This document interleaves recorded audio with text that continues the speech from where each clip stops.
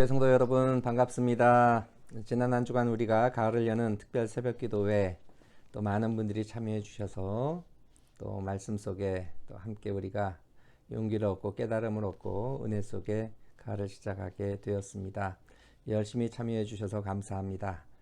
또 우리가 성경 읽는 것 올 한 해 그 말씀 속에 우리를 온전히 세워갈 수 있는 귀한 또 우리 가을 또 겨울을 맞이해야 하겠습니다. 오늘은 갈라디아서부터 데살로니가 후서까지 소개할 책이 많이 있습니다. 함께 살펴보겠습니다.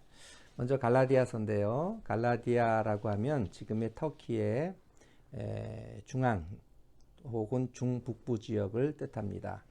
사도 바울이 갈라디아에 편지를 썼는데 특별히 사도 바울의 초창기에 쓴 서신으로 갈라디아서는 믿음으로 구원을 받는다라고 하는 사도 바울의 아주 강한 주장이 담겨져 있습니다. 또 초창기였기 때문에 아주 율법이 아닌 율법을 행함으로가 아니라 오직 예수 그리스도를 믿음으로 구원받는다고 하는 복음의 핵심이 잘 담겨져 있습니다. 그렇기 때문에 종교개혁자 마틴 루터는 로마서와 함께 갈라디아서가 정말 복음의 진수를 드러내는 귀한 책이다 하고 소개를 했습니다. 특별히 2장 16절을 우리 함께 살펴보았으면 좋겠습니다. 사람이 의롭게 되는 것은 율법의 행위로 말미암음이 아니요 오직 예수 그리스도를 믿음으로 말미암는 줄 알므로 우리도 그리스도 예수를 믿나니 이는 우리가 율법의 행위로서가 아니고 그리스도를 믿음으로써 의롭다함을 얻으려 함이라. 율법의 행위로서는 의롭다함을 얻을 육체가 없느니라 분명코 말씀합니다. 구원론에 대한 분명한 정의가 잘 소개되어 있습니다. 두 번째, 사도 바울 자신의 1인칭 간증이 갈라디아서 속에는 소개되어 있습니다. 두 구절을 제가 인용하겠는데요. 우리가 잘 아는 구절입니다. 2장 20절 내가 그리스도와 함께 십자가에 못 박혔나니 그런즉 이제는 내가 사는 것이 아니요 오직 내 안에 그리스도께서 사신 것이라. 이제 내가 육체 가운데 사는 것은 나를 사랑하사 나를 위하여 자기 자신을 버리신 하나님의 아들을 믿는 믿음 안에서 사는 것이라. 정말 사도 바울이 자신이 이제는 주님을 믿는 믿음 안에서 온전히 살아갔노라 고백합니다. 또 6장 17절 스티그마라고 하는 헬라어 단어가 등장하는 장면인데요. 이후로는 누구든지 나를 괴롭게 하지 말라. 내가 내 몸에 예수의 흔적을 지니고 있노라. 분명히 자신의 삶 속에 그리스도의 복음의 능력과 예수 그리스도의 흔적을 지니고 살아간다 말씀합니다. 마지막 세 번째 우리가 갈라디아에서 기억해야 될 것 성령의 9가지 열매를 소개하는 구절 5장 22절 23절도 아주 유명한 구절이죠. 우리가 갈라디아서를 읽을 때면 이 구절을 다시 한번 확인하고 암송하는 것도 좋겠습니다. 오직 성령의 열매는 사랑과 희락과 화평과 오래 참음과 자비와 양성과 충성과 온유와 절제니 이 같은 법을 금지할 법이 없느니라. 성령의 9가지 열매, 특별히 성품과 관련된 말씀이 소개되어 있습니다. 다음은 에베소서를 보겠습니다. 에베소서는 사도 바울이 로마 감옥에 갇혀 있던 AD 60년에서 62년 사이에 쓴 편지로 학자들은 추정합니다. 6장 21절 22절에 보면 두기고가 에베소 교회에 이 편지를 전달했음을 알 수 있습니다. 여러분들이 만약에 또 신약 코스로 사도 바울이 복음을 전한 곳으로 성지순례를 가게 되면 이 에베소는 꼭 들리는 곳 중에 하나입니다. 왜냐하면 고대 유적지가 아주 많이 남아있는 아주 큰 도시였습니다. 사도행전에 보면 사도 바울이 제3차 선교 여행을 갈 때 대도시였던 이 에베소를 들릅니다. 그리고 선교적으로 아주 중요한 요충지라는 생각 속에서 이곳에서 장기간 머뭅니다. 2년 동안은 두란노 서원에서 말씀을 가르쳤고 또 총 3년 동안 밤낮 쉬지 않고 눈물로 사람들을 훈계하였다고 사도행전 20장에 보면 그가 고백합니다. 에베소서는 무엇보다 교회론을 가장 잘 설명해 주고 있습니다. 그리고 교회를 말할 때 충만, 풍성이라는 단어로 교회 안에 그리스도의 은혜가 또 얼마나 충만하게 임하는지를 설명해 줍니다. 1장 23절 교회는 그의 몸이니 만물 안에서 만물을 충만하게 하시는 이의 충만함이라. 또 2장 20절로 22절 교회는 어떤 것인가 잘 우리가 인용하는 구절인데요. 너희는 사도들과 선지자들의 터 위에 세우심을 입은 자라. 그리스도 예수께서 친히 모퉁이 돌이 되셨느니라.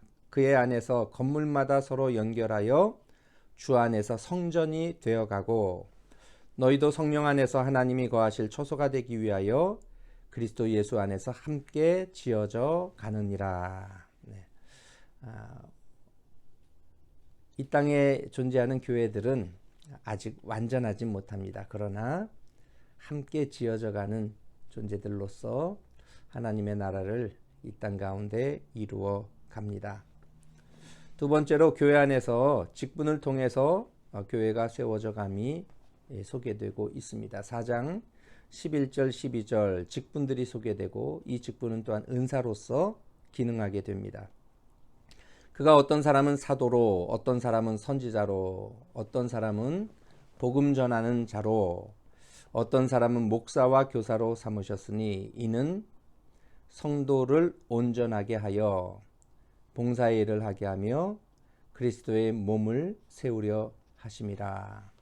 하나님께서 우리 가운데 많은 직분들 맡겨주셨는데 이것은 첫 번째 우리로 봉사하게 하고 두 번째 교회를 세워가는 그리스도의 몸된 교회를 세우도록 하는 귀한 역할을 감당하게 합니다. 세 번째 5장과 6장에 걸쳐 아내와 남편, 자녀와 부모, 또 종과 상전들이 어떤 태도로 살아가야 하는지를 설명해 줍니다. 마지막 네 번째 6장에서는 하나님의 전신 갑주를 취하라 라고 구체적으로 우리가 어떻게 무장해야 할지를 말씀해 주며 믿음 가운데 승리하며 나아가라고 우리를 권면해 주십니다. 자, 세 번째 빌립보서입니다. 빌립보서는 사도 바울이 디모데와 함께 빌립보 교인들에게 쓴 편지입니다. 사도행전 16장에 보면 사도 바울의 일행이 2차 선교 여행 중에 드로아에서 환상을 보면서 예수의 영이 그들을 아시아로 가는 것을 막으시고 마게도니아 지방으로 나아가라고 명령하십니다. 마게도니아는 유럽의 첫 관문이었습니다. 네아폴리 항구에 처음 도착하여 복음을 전한 곳이 바로 빌립보입니다. 여기서 자주장사 루디아가 복음을 받아들이고 그 집에서 교회가 시작이 됩니다. 때로는 옥에 갇히기도 하였지만 찬양하는 중에 옥문이 열리고 또 그 간수 자결하라는 간수에게 너와 내 집이 구원을 얻으리라 주 예수를 믿으라 외쳤던 그곳이 바로 빌립보입니다. 무엇보다 사도 바울에게 있어서 빌립보는 든든한 선교의 동력자요 후원자였습니다. 특별히 빌립보서는 사도 바울이 옥중에 쓴 편지인데 빌립보 교회는 사도 바울과 그의 일행의 옥바라지를 도와주었던 아주 고마운 교회였습니다. 빌립보서는 어떤 서신인가? 첫 번째, 기쁨의 서신입니다. 사도 바울은 빌립보 교회를 생각하면 마음에 감사와 기쁨이 넘쳤습니다. 그래서 내가 기뻐하듯이 여러분도 기뻐하십시오. 저는 여러분들을 생각하면 너무 감사가 되고 기쁨이 넘칩니다. 하고 고백을 합니다.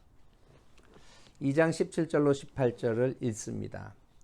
만일 너희 믿음의 제물과 섬김 위에 내가 나를 전제로 드릴지라도 나는 기뻐하고 기뻐하리니 너희 무리와 함께 기뻐하리니 이와 같이 너희도 기뻐하고 나와 함께 기뻐하라. 기쁨이란 단어 또 기뻐하다라는 동사가 정말 여러 번 나오고 있습니다. 4장 4절 말씀 여러분도 성경책 한번 펴고 같이 읽으실까요? 같이 읽겠습니다. 주 안에서 항상 기뻐하라. 내가 다시 말하노니 기뻐하라. 신앙인은 기쁨 속에 웃음을 띠고 살아가는 존재들입니다. 두 번째 2장에서 아주 중요한 표현이 나오는데요. 그리스도 예수의 마음을 품으라. 예수님 마음 품고 살아가라 권면합니다. 그 마음은 겸손의 마음이죠. 특별히 초대교회에서 예수님에 대한 찬가로 등장했던 내용을 그대로 인용합니다. 2장 6절부터 소개가 되는데요. 그는 하나님의 근본 본체이시나 하나님과 동등됨을 취할 것으로 여기지 아니하시고 결국 죽기까지 복종하셨다라는 표현. 그리고 그 죽기까지 복종하셨을 때 주님께서 만물 위에 뛰어나게 높여주셨다는 그러한 예수님에 대한 찬양의 고백들이 등장합니다.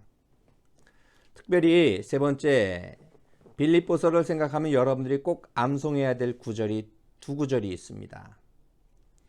먼저 4장 6절 7절 아무것도 염려하지 말고 다만 모든 일에 기도와 간구로 너희 구할 것을 감사함으로 하나님께 아뢰라. 그리하면 모든 지각에 뛰어난 하나님의 평강이 그리스도 예수 안에서 너희 마음과 생각을 지키시리라. 빌립보서 4장 6절 7절 말씀 여러분 다 암송하고 계시죠? 기도하면 하나님의 평강이 우리 마음과 생각을 지켜주십니다. 이것은 기도의 응답이죠. 4장 13절 말씀도 여러분 꼭 외우셔야 됩니다. 빌사일삼 빌립보서 4장 13절 말씀 내게 능력 주시는 자 안에서 내가 모든 것을 할 수 있느니라. 나에게는 능력의 한계가 있고 부족함이 있지만 주님께서 내게 능력을 주신다면 내가 모든 것을 할 수 있노라. 우리도 사도 바울처럼 고백할 수 있습니다. 자, 다음은 골로새서로 넘어가겠습니다. 골로새서는 학자들이 설명할 때 항상 에베소서와 비슷합니다 하고 간단하게 설명하고 넘어갑니다. 주석서를 봐도 주로 에베소서는 두꺼운데 골로새서는 또 아주 좀 분량이 적은 것을 볼 수 있습니다. 내용이 그만큼 많이 중복이 됩니다. 무엇보다 옥중서신으로 기록된 시기도 비슷하고 또 에베소는 바로 항구 도시였는데 에베소에서 내륙으로 조금 들어가면 라우디게아 교회가 있고요. 바로 그 옆에 있는 지역이 골로새였습니다. 1장 7절에 보면 에바브라에게 너희가 배웠다라는 말씀이 있는데 골로새 교회는 사도 바울이 직접 복음을 전해서 세운 교회가 아니라 에바브라가 복음을 증거하고 교회를 세운 곳입니다. 에베소서와 마찬가지로 두기고와 또 오네시모가 함께 이 편지를 전해 주었습니다.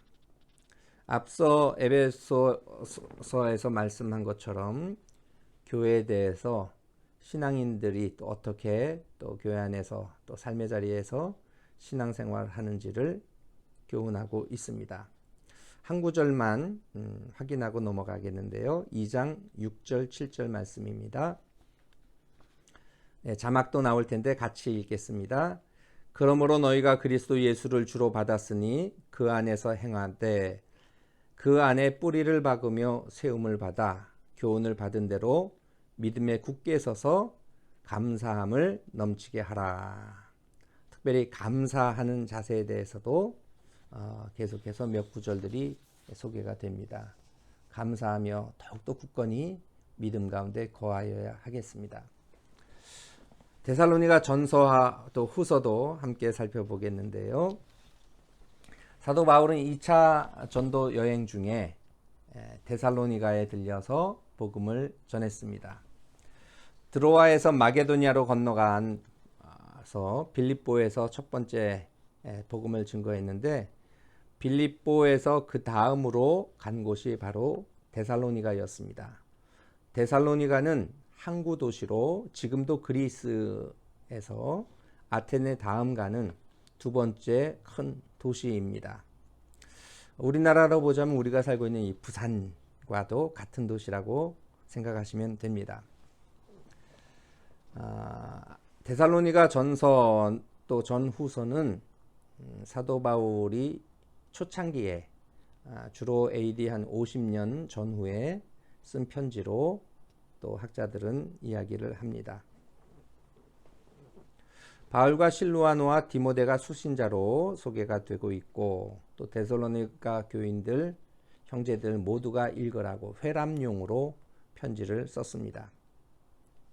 사도 바울은 데살로니가를 떠난 뒤에 늘 이곳 교인들이 마음에 쓰였습니다. 아마도 고린도에 오랫동안 머물면서 이 편지를 쓴 것 같습니다. 아테네에서 디모데를 보내어 데살로니가 교인들 잘 지내는지 또 확인을 했고 디모데가 돌아옵니다. 기쁜 소식을 가지고 옵니다. 데살로니가 교인들 열심히 신앙생활 잘 하고 있습니다. 이 소식을 접하고 감사한 마음 속에 또 디모데의 그 보고에 따라서 그들을 격려하고 감사하고 또 교훈을 주고자 편지를 썼습니다. 첫 번째, 위로와 격려를 위해 데살로니가 교인들을 칭찬합니다. 여러분 잘했습니다. 잘하고 있습니다 하고 격려합니다. 1장 2절로 4절에 보면 우리가 너희 모두로 말미암아 항상 하나님께 감사하고 기도할 때 여러분들을 기억하고 너희의 믿음의 역사와 사랑의 수고와 우리 주 예수 그리스도에 대한 소망의 인내를 우리가 기억하고 있습니다. 또 1장 6절에서 8절에도 보면 중간에 여러분들이 모든 믿는 자의 본이 되었습니다. 또 여러분들의 믿음의 소문이 각처에 퍼졌습니다.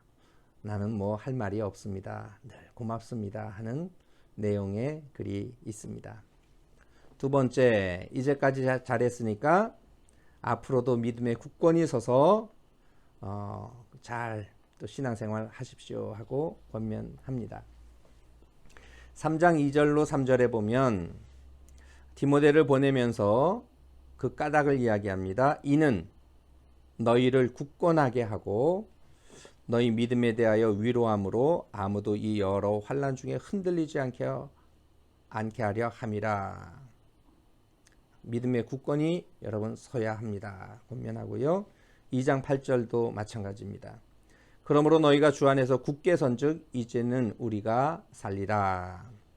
2장 13절입니다. 너희 마음을 굳건하게 하시고 또 우리 주 예수 그리스도께서 강림하실 때 여러분들을 거룩함에 흠없게 해주시기를 원한다 하고 간구의 마음을 전합니다.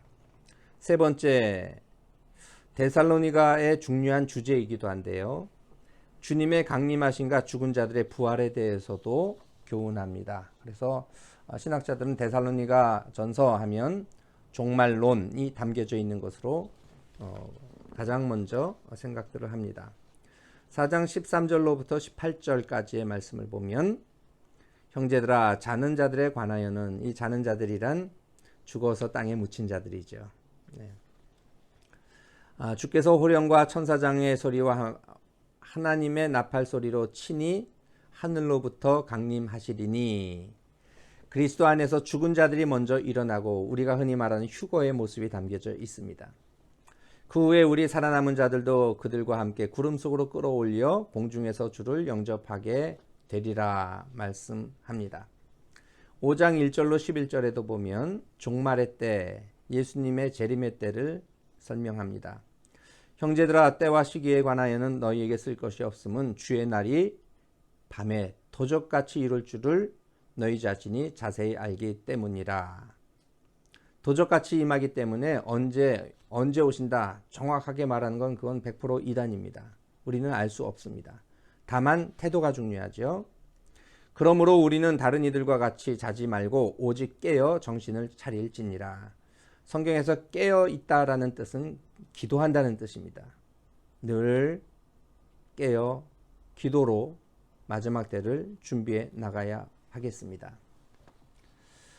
네 번째, 하나님의 뜻이 무엇인지를 말씀합니다. 하나님을 기쁘시게 하는 그 우리의 삶의 자세들, 하나님의 뜻을 구하며 나가야 하는데 도대체 하나님의 뜻은 무엇인가? 명확하게 성경에 기록되어 있습니다. 먼저 4장 3절로 8절 그 첫머리가 이러합니다. 하나님의 뜻은 이것이니 너희의 거룩함이라.